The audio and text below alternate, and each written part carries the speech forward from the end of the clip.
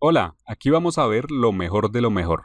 Una recopilación de las 5 mejores combinaciones que involucran un sacrificio de dama. Es un ranking del 5 al 1. Vamos a ver cuál está en el primer puesto. También al final espero ver sus comentarios para saber cuál les gusta más. Empezamos este conteo regresivo con el número 5, una partida entre Krasenkov, un fuerte gran maestro, contra Hikaru Nakamura, súper conocidísimo. Nakamura tiene las piezas negras y en este momento juegan las blancas. Krasenkov hizo un movimiento que seguramente pensó que le daba la victoria. Jugó aquí caballo C6. Este caballo desde aquí está atacando al alfil en conjunto con la torre, pero también este caballo puede ser capturado y fue lo que hizo Nakamura. Torre por C6. Y eso era lo que querían las blancas para poder realizar luego alfil por F6, creando una posición donde todo para las piezas negras queda atacado. Está atacada la torre de C6, está atacado el mismo alfil en E7 y lo peor de todo es que está atacada la dama que está en B6. Y al mismo tiempo que ocurre esto, nada indica aquí que el rey blanco se le pueda dar jaque mate. Y sin embargo eso es lo que va a ocurrir en unos momentos.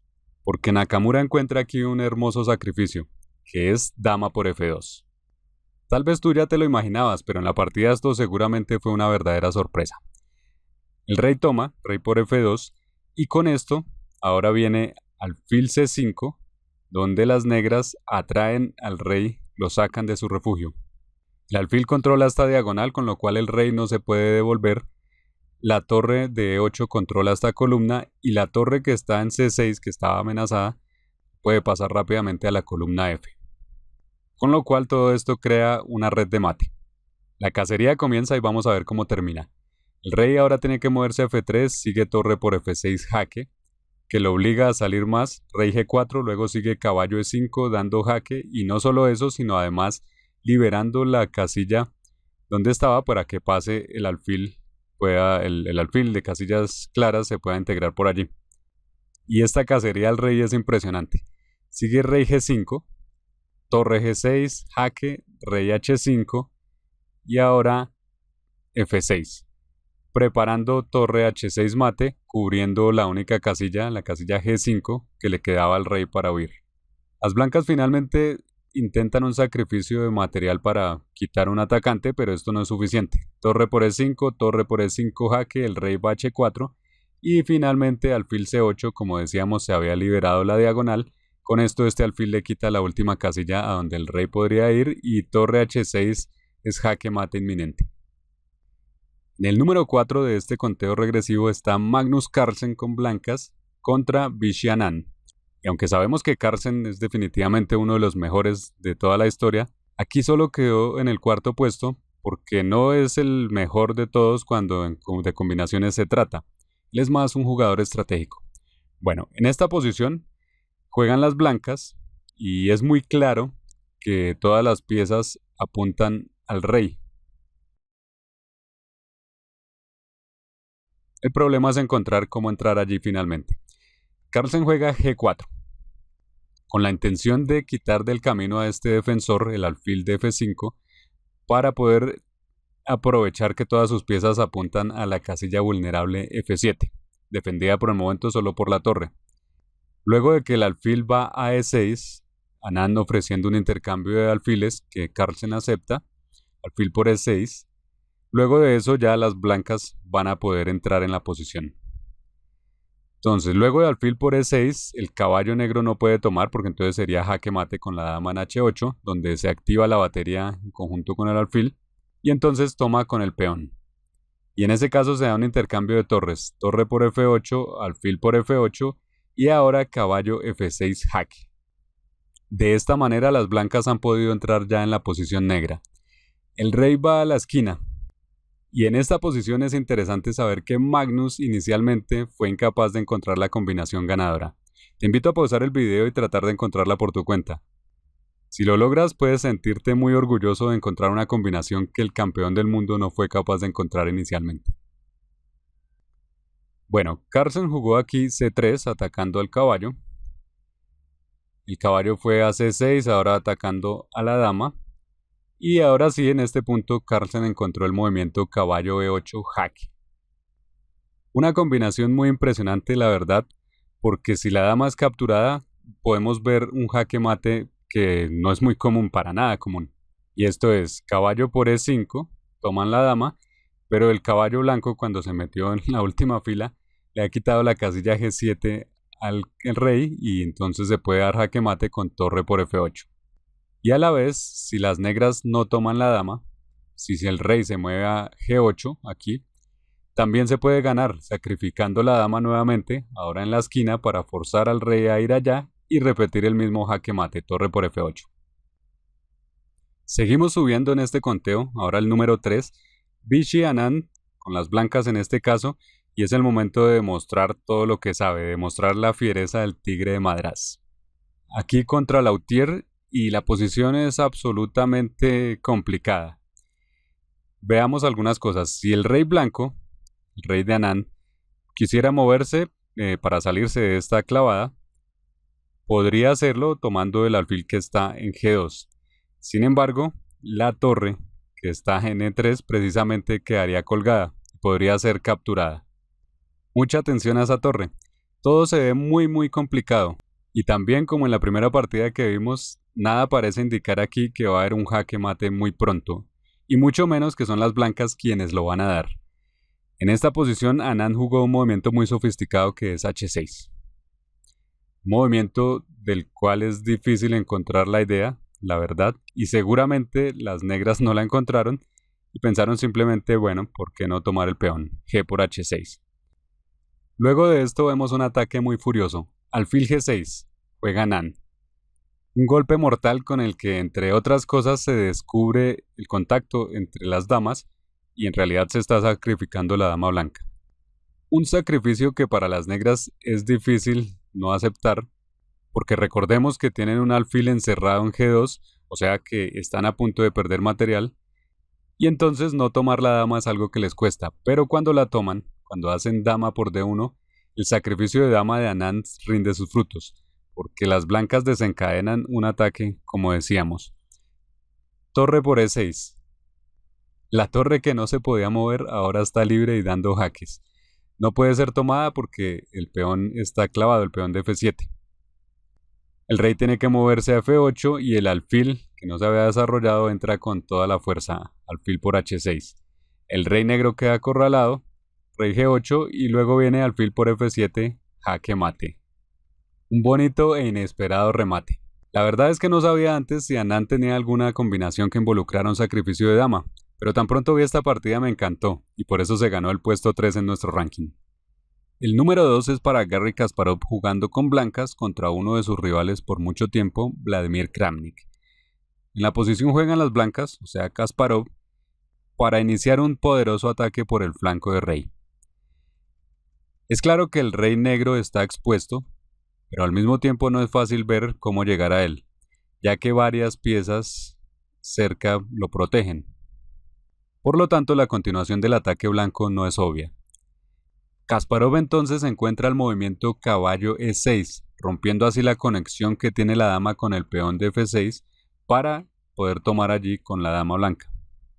Y de esta manera poder empezar el ataque. Y algo que me gusta de esta partida es la creatividad de ambos jugadores. No es solo que Kasparov encontró este movimiento que es muy bueno y Kramnik no hace nada, no. Kramnik no se queda atrás. Ambos hacen una serie de golpes y contragolpes. Aquí por ejemplo sigue torre G6, contraataque de Kramnik golpeando a la dama blanca.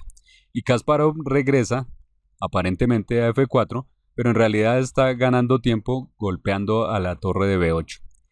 La torre se mueve ahora a E8 para consolidar la posición, tratando de compactar la defensa. Y ahora Kasparov, en lugar de mover su caballo que está atacado o hacer algún movimiento trivial, le mete más leña al fuego, juega torre D6, llevando otra pieza más al ataque y atacando a la dama. Ahora nuevamente, un jugador normal movería a la dama, la retiraría de donde está atacada, pero eso no es el caso cuando estamos hablando de dos de los mejores jugadores de todos los tiempos. Entonces Kramnik acá encuentra otro interesante y muy creativo contragolpe que es caballo D5. Le está diciendo a Kasparov que si quiere tomar su dama que lo haga, que él también va a tomar la suya y se iniciará unos intercambios que finalmente simplificarán la defensa para las negras.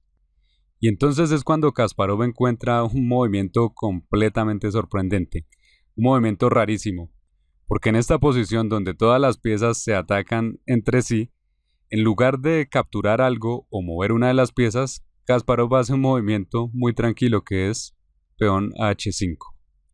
Esto es increíble y absolutamente sorprendente cuando lo ves por primera vez. ¿Cuál es la idea de H5? Bueno, que si las negras capturan la dama, como efectivamente lo hicieron, pues alguno tenía que empezar a tomar y desenredar las cosas.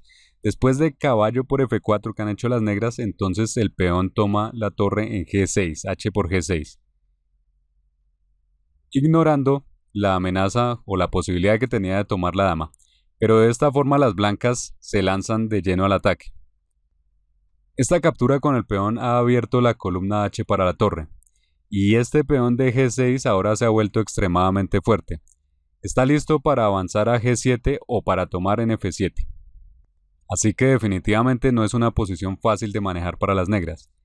Ante esto, las negras capturan con su dama la torre en D6 y con esto se desencadena una serie de movimientos forzados. Sigue torre por H7 jaque, rey G8 y tenemos una bonita posición donde las negras tienen la dama, las blancas no, y sin embargo las blancas siguen atacando con las pocas piezas que les quedan en el tablero. Sigue G por F7 jaque, que a la vez ataca a la torre. La torre en E8, bueno, el rey toma en H7 y ahora F por E8 toma la torre y a la vez corona recuperando la dama. En este punto la situación se calma un poco y llega a un final con material igualado. Pero el problema para las negras es su rey. Este rey está extremadamente expuesto y es vulnerable. Las blancas pueden seguir atacándolo incluso aunque estamos en el final. Sigue caballo por E6 de las negras y Kasparov todavía no hace el movimiento obvio que haría cualquiera, que es tomar en el caballo, sino que hace un movimiento más técnico que es alfil F5 jaque, un movimiento intermedio. El rey va a G7 y sigue la cacería al rey, dama G6, rey F8, dama por F6 jaque nuevamente, rey E8 y solo aquí ya Kasparov hace lo que haría cualquiera, tomar el caballo con el alfil por E6. Al llegar a este punto, Kramnik se cansó o se asustó o ambas cosas. Le propone a Kasparov jugar sin las damas, intercambiarlas jugando dama F8, pero con esto solo hace que la suya se vaya. Alfil D7 juega Kasparov y después de tantas amenazas a las damas de lado y lado, finalmente las blancas ganan. Llegamos al puesto número 1 de este conteo y es la famosísima partida entre Byrne y Fischer. Fischer con las piezas negras. Es el turno de Fischer y la posición es muy tensa. Podemos ver que la dama negra está atacada, también que el caballo está colgando y no es fácil defenderlo todo al mismo tiempo. Parece que las blancas estuvieran ganando. Sin embargo, en lugar de hacer algo por estas piezas atacadas, Fischer juega aquí alfil E6. Y lo que me gusta tanto de esta partida son esencialmente dos cosas. La primera, que Fischer tenía solo 13 años y ya estaba jugando de una manera genial. Y la segunda, que las blancas tienen varias formas de responder en esta posición y sin embargo todas llevan por variantes muy buenas para las negras. Variantes todas muy bonitas. En la partida las blancas capturaron en B6, el movimiento más natural, y eso lo veremos en un momento. Pero ¿qué pasaría, por ejemplo, si hubieran tomado el caballo? Parece como si las blancas ganaran gratis una pieza y al mismo tiempo lograran defender su alfil que está siendo atacado. Esto se ve muy bien, pero la refutación es preciosa. Las negras pueden tomar con la dama en C5, sacrificándola aquí también y haciendo aquí un juego de clavadas donde todo está clavado y donde si las blancas toman, este peón está clavado, también pierden la dama. Hay amenazas diferentes en esa posición, pero después de D por C5 y alfil por C3 y al final de esta línea forzada que sería alfil por E6 y torre por E6, luego de estos intercambios tenemos una posición donde las negras tienen un peón de más, las blancas están jugando sin la torre que tienen allí en la esquina, el peón C5 es débil y esto sería un final que se ganaría fácilmente. Volvemos entonces. Aquí alfil por E6 también es una opción interesante. Parece ventajosa para las blancas porque además las otras piezas todavía están colgando. Pero aquí hay un interesante movimiento intermedio que se puede hacer, que es dama b5. Con esto atacando directamente al rey blanco para darle jaque mate. Cuando este se trata de esconder, rey g1, viene caballo e2 jaque, y luego de esto un bonito patrón de mate. Rey f1, caballo g3, doble jaque, rey g1, dama f1 jaque, sacrificando nuevamente la dama, torre por f1 y caballo e2 es un hermoso jaque mate. Un jaque mate que uno no se espera que ocurra cuando ve la posición inicial. Esto no se dio porque en la partida real Bayern escogió el movimiento más natural. Volvemos. Aquí el rival de Fischer hizo lo más natural, que era tomar la dama, alfil por b6.